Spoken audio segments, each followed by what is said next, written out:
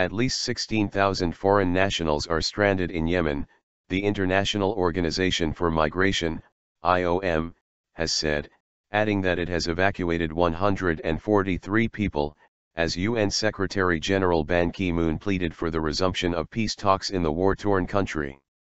The IOM said on Sunday it had flown a first plane load of foreign nationals out of Yemen, where Shia rebel positions are being bombed by a Saudi-led coalition. It added it aimed to continue evacuating foreigners stranded in the Arabian Peninsula nation.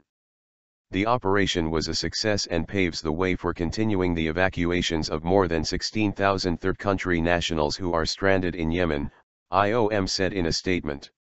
Joel Millman, the IOM spokesperson, told the AFP news agency that 143 passengers had been on Sunday's flight from Sanaa, the Yemeni capital, to Khartoum, Sudan. The passengers included nationals from Sudan, Ethiopia, the United States, Nigeria, South Korea, Syria, Iraq, Indonesia, and several European countries. The organization said 38 countries had asked it to help evacuate their nationals stranded amid the spiraling conflict in Yemen. The humanitarian situation is complex and there has been airstrikes all day long, an Oxfam worker identified only as Nuha told Al Jazeera from Sanaa on Sunday. She said the fuel crisis was also worsening. Call for peace talks. Sunday's evacuation came as UN Chief Ban urged the warring parties to return to the negotiating table. Speaking on the sidelines of a UN crime conference in Qatar's capital Doha, Ban said the fighting in Yemen should not be allowed to grow into a protracted regional conflict. There should be a cessation of military moves as soon as possible, Ban, flanked by the Qatar Prime Minister, Sheikh Abdullah bin Nasser bin Khalifa Al Thani, said. Let the peace process be resumed, the United Nations stands ready. He added, we urgently need a de-escalation and return to peaceful negotiation. I firmly believe that, negotiations remain the best chance to prevent a long, drawn-out conflict. 9 Arab countries, 5 of them members of the Six-Nation Gulf Cooperation Council, GCC, to which Qatar belongs, are part of the Saudi-led coalition, which is also backed by the United States. Qatar has some 10 jets carrying out strikes as part of the operation, according to the AFP news agency.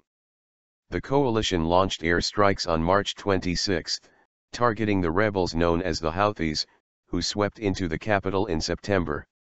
The Houthis, backed by security forces loyal to former President Ali Abdullah Saleh and are battling army units supporting President Abd Rabbu Mansur Hadi, have been trying to expand their control across Yemen. In February, they put Hadi under house arrest, demanding that he carry out political reforms. Hadi, who fled the presidential palace to his power base in the southern city of Aden, has since sought sanctuary in Saudi Arabia, whose foreign minister said on Sunday that the airstrikes sought to defend legitimate authority.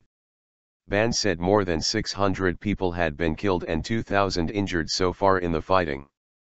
I am also deeply concerned about the military escalation where civilian casualties are mounting and public infrastructure is being destroyed, he said. Saudi-led airstrikes continued in Yemen on Sunday, entering their 18th day. New appointment. The fighting raged as Hadi appointed Khaled Baha, his former prime minister, as vice president. An official close to Hadi, speaking on condition of anonymity because he was not authorized to speak to journalists, said the decision was meant to strengthen the role of the presidential institution. The decision is at odds with the Houthis, who are demanding the formation of a presidential council. The rebels held Baha and Yemen's other cabinet ministers in a weeks-long house arrest that ended in mid-March.